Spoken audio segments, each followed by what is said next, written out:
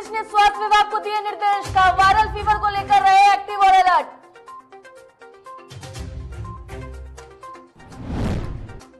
रामविलास पासवान की बरसी पर जुटेंगे बिहार के केंद्रीय मंत्री, भाई पारस भी पहुंचेंगे पटना।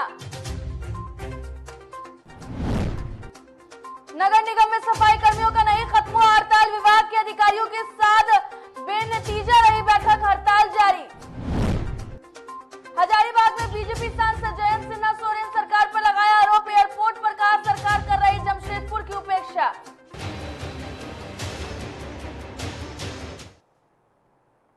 नमस्कार, डीटीवी भारत में आपका स्वागत है। मैं हूं पूजा वर्मा और अब खबरें विस्तार से। मुख्यमंत्री नीतीश कुमार ने स्वास्थ्य विभाग को निर्देश जारी किया है और वायरल फीवर से पीड़ित बच्चों के इलाज में कोताही ना हो ये सुनिश्चित करने को कहा है। इसको लेकर अलर्ट और एक्टिव रहने की बात भी उन्होंने कही है। वायरल फीवर के लक्षणों पर भी नजर बनाए रखने को कहा है और अस्पतालों में दवा की पर्याप्त उपलब्धता रखे।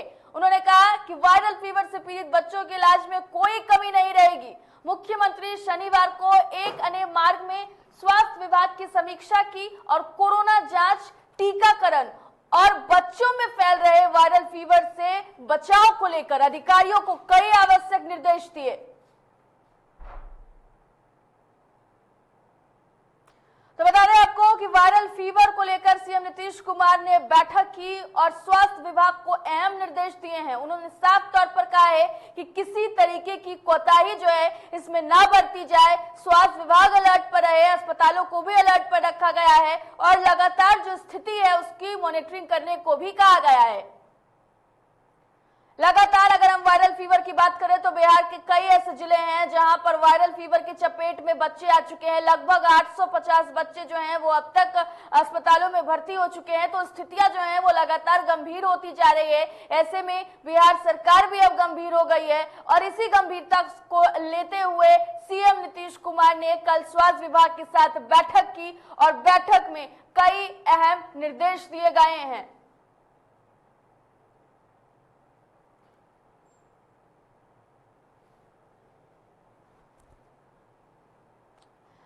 ग्राफिक के जरिए आइए आपको समझाते हैं कि सीएम नीतीश कुमार ने क्या कुछ अहम निर्देश दिए हैं।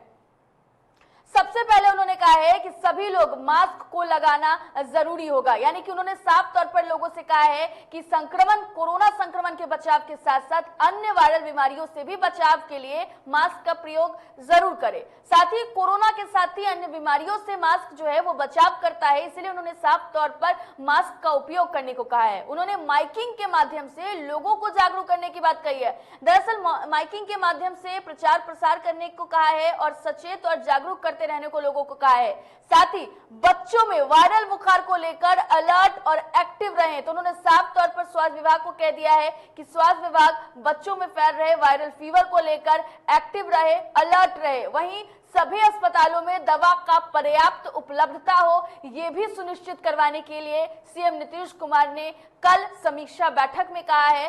साथ ही वायरल बुखार को लेकर क्या विभाग की तैयारियां हैं, तो समीक्षा बैठक में ये भी बातें सामने आई कि वायरल फीवर को लेकर विभाग द्वारा उठाए जा रहे कदमों के संबंध में मीडिया के माध्यम से लोगों को जानकारी दी जाएगी और आपको बता दें कि जो लोग हैं उन्हें जागरूक किया जाएगा। साथ ही साथ आपको बता दें कि ग्रामीण क्षेत्रों में भी विभाग चलाए विशेष अभियान। तो सीएम नीतीश कुमार ने वायरल फीवर को लेकर ये साफ तौर पर कहा है कि ग्रामीण क्षेत्र में अभियान चलाया जाए और लोगों को जागरूक किया जाए। साथ ही टीकाकरण अभियान को और तेज करने की जो दिशा निर्देश है वो सीएम नीतीश कुमार ने इस बैठक में दिए। तो इस बैठक में कई अहम निर्देश दिए हैं। प्रतिदिन 2 लाख तक करे कोरोना जांच की संख्या।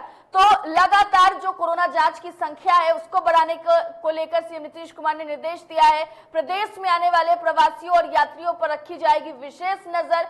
कल जो बैठक हुई है उसमें कई अहम बात कही गई और इसी के दरमियान ये भी कहा गया जो लोग बाहरी क्षेत्रों से आ रहे हैं, बाहर राज्यों से आ रहे हैं, उनका जांच किया जाए। प्रतिदिन 2 लाख जांच किया जाए। मुंबई, केरल और तमिलनाडु में आने वाले लोगों की कोरोना जांच अवश्य करवाएं और रेलवे स्टेशन, स्टैंड बाहर विशेष नजर रखने को भी कहा गया है।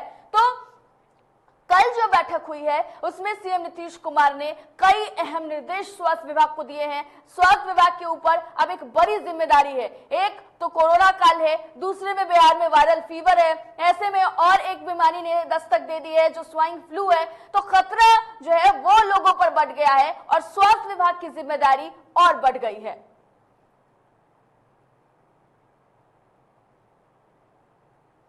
पूर्व केंद्रीय मंत्री रामविलास पासवान की पहली बरसी पर बिहार में सभी केंद्रीय मंत्रियों के जुटने की संभावना है। केंद्रीय ऊर्जा मंत्री आर.के. सिंह, वन एवं पर्यावरण मंत्री अश्विनी चौबे, खाद्य प्रसंस्करण मंत्री पशुपति कुमार पारस, ग्रामीण विकास मंत्री गिरिराज सिंह और गृह राज्य मंत्री नित्यानंद राय सभी ने बरसी कार्यक्रम में आने की सहमति दी है। इसके साथ ही राज्यपाल फागू चौहान और उप मुख्यमंत्री रेणु देवी ने पहले ही आने की सहमति दे दी है। वहीं केंद्रीय खाद्य प्रसंस्करण मंत्री पशुपति कुमार पारस भी बरसी में शामिल होने पटना पहुंच चुके हैं। रामविलास पासवान की बरसी पर श्रद्धांजलि सभा का आयोजन चिराग के कृष्णापुरी स्थित आवास पर दोपहर 1 बजे से रखा गया है।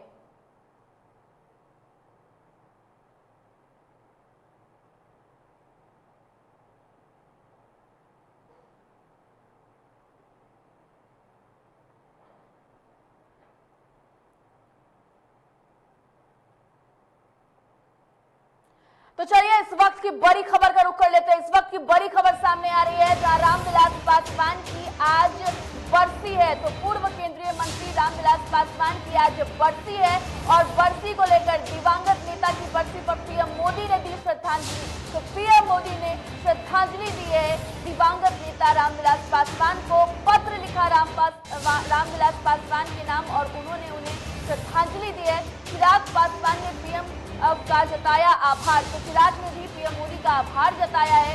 जो पीएम मोदी ने जिस तरीके से ट्वीट किया है और ट्वीट में जो भी बातें लिखी हैं उन तमाम बातों को लेकर चिराग पासवान ने भी जो पीएम मोदी ने उनका आभार व्यक्त किया है। तो पूर्व केंद्रीय मंत्री रामविलास पासवान की आज बरसी है। उन्हें तमाम जो बड़े नेता हैं वो लगातार श्रद्धांजलि दे रहे हैं।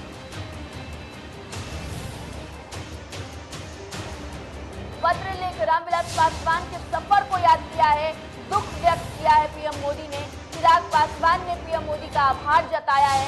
तो आज रामविलास पासवान की बरसी है और जो लोग हैं, जो तमाम राजनीतिक दल के बड़े नेता हैं वो उन्हें याद कर रहे हैं, उन्हें श्रद्धांजलि दे रहे हैं।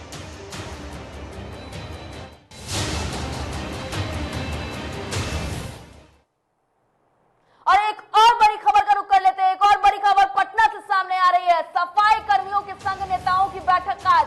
तो पटना में सफाई कर्मियों के संघ नेताओं की बैठक है आज और बता रहे हैं आपको कि नगर विकास के प्रधान सचिव के साथ फिर बैठक हो रही है। बैठक में हड़ताल पर निर्णायक फैसला हो सकता है। बड़ी खबर इस वक्त की आपको बता रहे हैं, जब बैठक में हड़ताल पर एक निर्णायक फैसला हो सकता है। हड़ताल से जुड़े हुए मुद्दों को लेकर 3 सदस्यीय टीम की कमेटी बनी है और कमेटी के सदस्य विभाग के कर्मियों की मांग की जो जानकारी है वो देने वाले हैं। तो पटना में ये अहम बैठक होने वाली है। लगातार आज 6ठा दिन है जब सफाई कर्मी अपने मांगों को लेकर हड़ताल पर बने हुए हैं। कल भी बैठक हुई थी और आज भी नगर विकास के प्रधान सचिव के साथ बैठक है।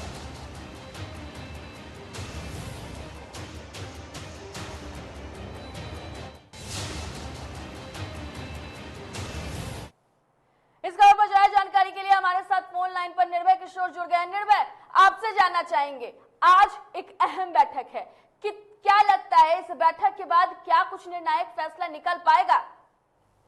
बिल्कुल पूरा देखा जाए तो साफ तौर पर निर्णायक फैसले की उम्मीद फिलहाल बैठक के बाद ही तय हो पाएगी कि क्या कुछ खास हुआ, क्योंकि कल की जो बैठक हुई थी, अधिकारियों के साथ बैठक हुई थी, विभाग के अधिकारी लगभग कई चरणों में बैठक हुई और उस बैठक में कोई निर्णय निकल करके सामने नहीं आया। क्योंकि जिस तरीके से देखा जाए पहले चरण की बैठक से ही साफ तौर पर ये बातें तय हो गई थी कि जो सफाई कर्मी है वो मानने वाले नहीं है, वो अपनी मांगों को इस बार मनवा के ही रहेंगे। अधिकारियों के साथ जो बैठक हुई उसमें ये बातें कई बार रखी गई, अधिकारियों ने मनाने की पूरी कोशिश की, लेकिन सफाई कर्मी मानने को तैयार नहीं है, वो अपनी जिद पर अड़े हुए हैं। और ऐसे में लगभग शाम तक जो बैठक रही वो पूरी तरीके से निर्णय नहीं ले पाए गए कि इस बैठक के बाद हड़ताल खत्म होंगे। और अब आज की बैठक खास होगी, क्योंकि आज की बैठक जो है वो मुख्य सचिव के तहत होने वाली है, जिसमें जी। ये देखा जाएगा और कितनी मांगे हैं, कितनी जायज मांगे हैं, उस मांगों को पूरा करना कितना संभव हो पाएगा। निर्भय पटना 12 की में या फिर मांगे। अगर बिहार की बात कर ले तो जो स्थिति बनी हुई है, ऐसे में वायरल फीवर का भी खतरा बढ़ रहा है। तो अगर आज निर्णायक फैसला एक नहीं लिया जाता है तो स्थिति बद से बदतर होने की संभावना है। बिल्कुल, अगर देखें आप पूजा, तो पटना की सड़कों पर आपने भी खबर किया है किस तरीके की तस्वीरें हैं और लगातार कचरे का जो ढेर है वो बढ़ता जा रहा है, वो कम नहीं हो रहा है और ऐसे में हजारों टन कचरा अब तक सड़क पर है, लेकिन सफाई कर्मी मानने को तैयार नहीं है। पिछले दिन हमने भी जब उनके आंदोलन को कवर किया था, तब भी हमने जो उनके अध्यक्ष हैं उनसे भी बात की थी कि जनमानस के तौर पर या फिर अपनी भावनाओं को समझते हुए, क्योंकि जिस तरीके से बीमारी का कहर बढ़ता जा रहा है, एईएस हो चाहे चमकी बुखार हो या फिर वायरल बुखार हो, और उसके साथ साथ और कई बीमारियां लगातार पैर पसार रही है और सबसे अधिक बच्चे प्रभावित हो रहे हैं। लेकिन सरकार के पास चुनौती है कि उनको मना ले, किस तरह मना पाती है, अब ये देखना होगा। लेकिन आज इस बैठक में काफी उम्मीद की जा रही है। जी बिल्कुल, तो आज इस बैठक से काफी उम्मीद की जा रही है। बहुत बहुत धन्यवाद निर्भय किशोर आपका तमाम जानकारी के लिए। तो जिस तरीके से स्थितियां बनी हुई है, आज एक अहम बैठक और बैठक के बाद क्या कुछ फैसले निकल कर सामने आते हैं, इस पर नजरें बनी रहेगी। चलिए अगली खबर का रुख कर लेते हैं। नेता प्रतिपक्ष तेजस्वी यादव ने मुख्यमंत्री को पत्र लिखा है और सीएम नीतीश को पत्र में तेजस्वी यादव ने लोजपा संस्थापक और पूर्व केंद्रीय मंत्री रामविलास पासवान और आरजेडी के कद्दावर नेता रहे डॉक्टर रघुवंश प्रसाद सिंह की प्रतिमा स्थापित करने की मांग की है। साथ ही दोनों नेताओं की जयंती या पुण्यतिथि पर राजकीय समारोह के आयोजन करने की भी बात कही है। इतना ही नहीं, तेजस्वी यादव ने यह भी लिखा है कि रघुवंश बाबू की उन मांगों को भी पूरा करे जो उन्होंने अपने आखिरी समय में मुख्यमंत्री को पत्र में लिखा था। आपको बता दें कि नेता प्रतिपक्ष तेजस्वी यादव ने पत्र लिखने से पहले गुरुवार को गोपालगंज जाने के दौरान मीडिया से बातचीत करते हुए ये मांग रखी थी।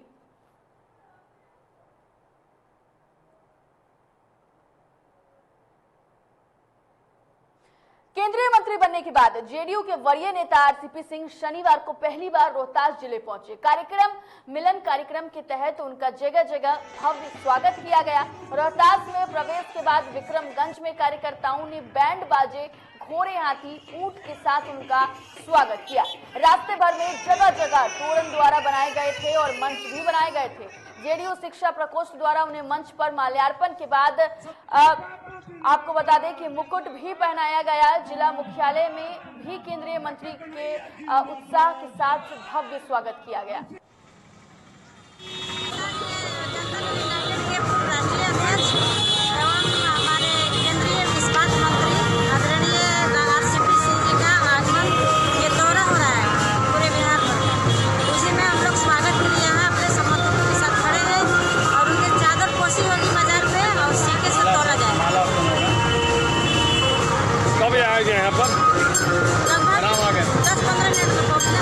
बगहा के हारनाटांड में अवैध रूप से संचालित एक निजी क्लिनिक पर पुलिस ने छापेमारी की। इस दौरान टीम ने 3 मरीजों को पकड़ा, जिन्हें बेहतर इलाज के लिए पीएचसी में भर्ती कराया गया। वहीं टीम को देखते ही चिकित्सक डॉक्टर के आलम, डॉक्टर और भी जो थे वो क्लिनिक छोड़कर फरार हो गए। आज एसडीएम साहब के आदेश पर हम एक अवैध क्लिनिक हरनाटांड में है, जिस पर होदा सेवा क्लिनिक, वहाँ हम लोग पहुँचे तो देखे कि वो हम लोग से पहुँचने से पहले फरार हो गया था। जहाँ पर कुछ मरीज थे जिसका इलाज उन लोगों के द्वारा किया जा रहा था, लेकिन कोई मिला नहीं और हम लोगों ने मरीज को पीएचसी में पहुँचा दिया और इलाज का वहाँ बंदोबस्त कर दिया और न्यायसंगत उस पर कार्रवाई हो रही है। बिहार पुलिस ने बेगूसराय जिले के तेघरा बाजार के रिहायशी इलाकों में काफी लंबे समय से चल रहे जिस्म फरोशी के धंधे का खुलासा किया है। पुलिस ने जिस्म फरोशी के धंधे में शामिल कॉल गर्ल को कस्टमर के साथ आपत्तिजनक हालत में गिरफ्तार किया, जिसने पुलिस लगातार पूछताछ कर रही है। साथ ही पुलिस इस कांड में शामिल पूरे गिरोह के बारे में जानकारी जुटा रही है।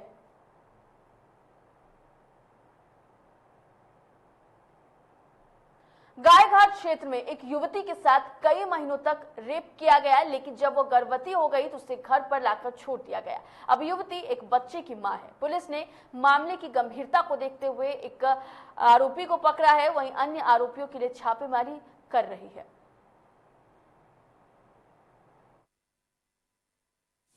हम गए थे मुखिया जी के लिए आवासीय बनाने, 5 आदमी मिलकर हमको किडनैप कर लिए। किडनैप करके बाद हमको गलत किए।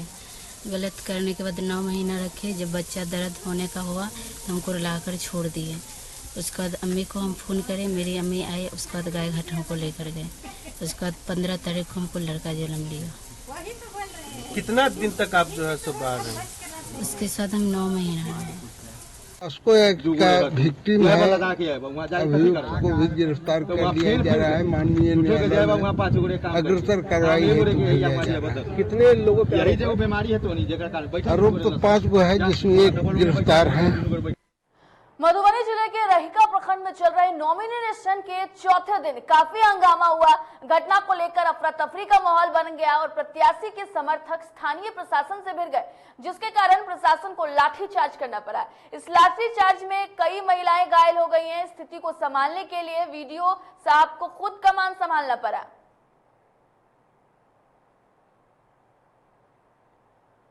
पटना में मुखिया ने पंचायत चुनाव से पहले बार बालाओं का डांस कराया और जमकर फायरिंग की। फायरिंग का वीडियो सोशल मीडिया पर बड़ी तेजी से वायरल हो रहा है। वायरल वीडियो नौबतपुर थाना क्षेत्र की नवी पंचायत के 30 कोरा हनुमान मंदिर के पास का है। कई स्थानीय लोगों ने अपना नाम नहीं छिपाने की शर्त पर बताया है कि 30 कोरा हनुमान मंदिर के नजदीक एक पूर्व मुखिया और वर्तमान मुखिया के समर्थकों ने बार बालाओं से डांस करवाया। कुछ लोगों ने जमकर हवाई फायरिंग की। ग्रामीणों का दावा है कि फायरिंग करने वाले लोग मुखिया के समर्थक हैं। हालांकि वायरल वीडियो की सत्यता की पुष्टि DTV भारत नहीं करता।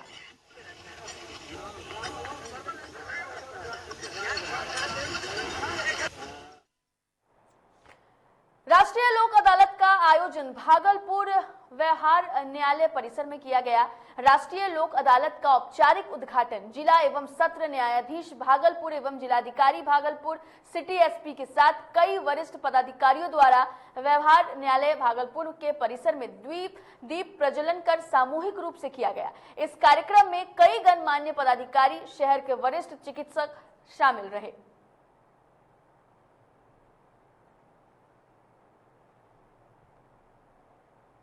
हजारीबाग से बीजेपी सांसद जयंत सिन्हा शनिवार को जमशेदपुर पहुंचे, जहां उन्होंने भाजपा नेताओं से मुलाकात कर संगठन को लेकर चर्चा की। इस दौरान जमशेदपुर सांसद विद्युत वरण महतो भी मौजूद रहे। वहीं जमशेदपुर एयरपोर्ट के मुद्दे पर जयंत सिन्हा ने झारखंड सरकार को आड़े हाथों लेते हुए राज्य सरकार पर जमशेदपुर की उपेक्षा करने का आरोप लगाया। हालांकि उन्होंने हजारीबाग एयरपोर्ट के मामले को लेकर भी हेमंत सरकार को आड़े हाथों लिया।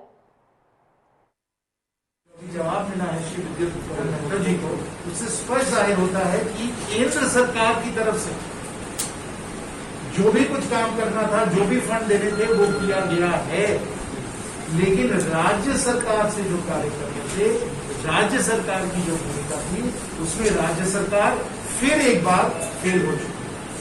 और ये झारखंड के लिए मैं आपको बता दूं, क्योंकि हम लोग पूरे प्रदेश में देख रहे हैं, चाहे हजारीबाग हो या जमशेदपुर हो, देवघर हो या गुंडा हो, रांची हो, कहीं भी अगर आप देख लीजिए, जिस भी जिले में देख लीजिए, हर क्षेत्र में विकास के सब कार्य जो है आज फेल हुए पड़े हैं। उत्तर प्रदेश के मिर्जापुर नाव हादसे में एक ही परिवार के 6 लोगों के डूबने की जानकारी मिलते ही राज्य के स्वास्थ्य मंत्री बन्ना गुप्ता सरायकेला खरसावा जिले के RT स्थित पीड़ित परिवार के घर पहुंचे, परिजनों को सांत्वना दी। उन्होंने भगवान से हादसे में 5 लोगों के गायब होने की बात को लेकर सुरक्षित होने का कमान जो है वो कहा है। और उन्होंने बताया कि मिर्जापुर के DM से उनकी बात हुई है। रेस्क्यू ऑपरेशन तेज करने का उन्होंने भरोसा दिलाया है। निकला है 5 लोग सकुशल उस विभीषिका से बच चुके हैं। अभी 5 लोग लापता हैं, उनके बारे में कमिश्नर साहब से बात हुई है, छानबीन चल रही है। फिलहाल इस बुलेटिन में इतना ही। देश और दुनिया की तमाम खबरों के लिए देखते रहिए DTV भारत। मुझे दीजिए इजाजत। नमस्कार।